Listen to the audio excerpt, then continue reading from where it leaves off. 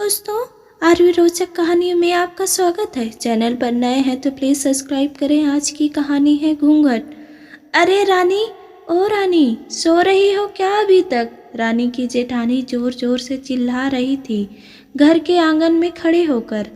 रानी यानी तभी मैं भागती हुई अपने कमरे से निकली और बोली, दीदी आ रही हूँ मैं। जेठानी बोली, रानी तुम्हारा नाम रानी है, तुम रानी नहीं हो। मैंने तुम्हें रात में ही समझाया था कि सुबह को जल्दी उठ जाना, तुम्हारी मुंह दिखाई की रस्म है। मैंने बोला कि दीदी रात को नींद ही नहीं आई, जगह नहीं है, और मन में थोड़ा डर था कि सुबह आंख नहीं खुली तो। रजनी दीदी हंसती हुई बोली, रानी मेरी प्यारी देवरानी, जल्दी से घूंघट कर लो, अगर माँ जी आ गई तो हंगामा हो जाएगा। मैंने घूंघट किया ही था तभी माँ जी वहाँ आ गई और कड़कड़ाती आवाज़ में बोली, चलो अब क्या यहीं गपशप मारती रहोगी तुम दोनों?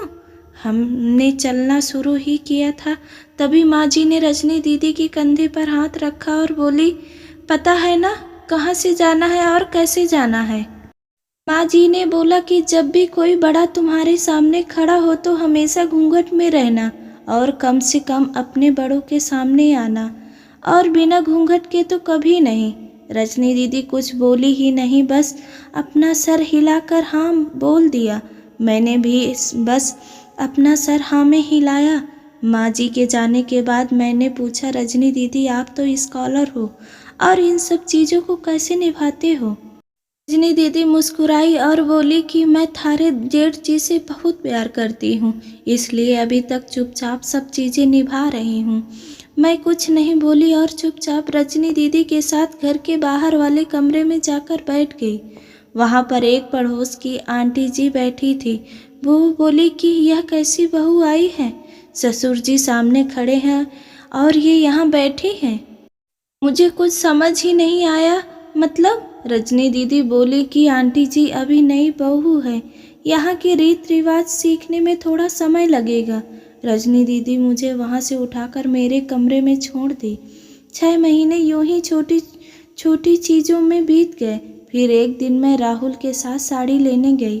राहुल का फ़ोन आया और वो दुकान से बाहर बात करने चला गया। साड़ी की दुकान पर मैं बेधड़क होकर साड़ियाँ देख रही थी। तभी साथ में बैठे हुए अंकल जी खांसे। एक बार, फिर 2 बार, फिर 3 बार। मैंने साड़ी वाले भैया से बोला कि भैया इन अंकल जी को पानी दे दो, बहुत खांसी हो रही है इन्हें।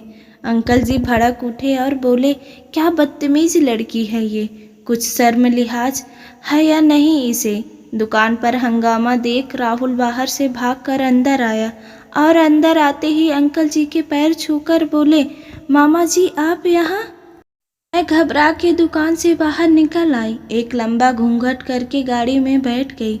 राहुल बाहर आया और गाड़ी में बैठकर गाड़ी बहुत तेज चलाने लगा। मैंने धीमी आवाज़ में बोला, गाड़ी बहुत तेज चला रहे हो, कहीं एक्सीडेंट ना हो जाए। हम घर पहुँचे ही थे तभी माँ जी जोर जोर से चिल्लाते हुए बाहर आई। देखो आ गई है रानी साहिबा, खानदान की इज्जत मिट्टी में मिलाकर। तभी रजनी दीदी आई और बोली, माँ जी मेरे शादी को 6 साल हो गए हैं, मैं अभी तक मामा जी को नहीं जानती, ये कैसे जानेगी? माँ जी जोर से चिल्लाई, देखो कैसी चपड़ चपड़ जवान चल रही है इस रजनी की अभी। राहुल सबकी बात काटते हुए बोले कि माँ ये दोनों सही बोल रही हैं, अगर ये हमेशा घूंघट करके रहती हैं तो ये मामा जी को कैसे पहचानेंगी? और माँ आज मामा जी के फ़ोन पर तुमने पूरे घर की शांति को भंग कर दिया है। ये वो ही समाज है जिसमें सीता मैया पर भी उंगली उठाई थी। पिताजी और जेठ जी ने भी अपना पक्ष राहुल के साथ ही रखा।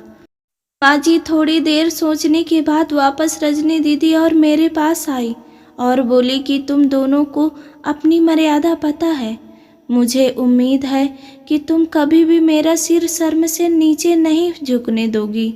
हम एक ही परिवार के सदस्य हैं, हमें हमेशा साथ रहना है। अच्छा वक्त हो या बुरा वक्त, हर सदस्य को अपनी मर्यादा पता है।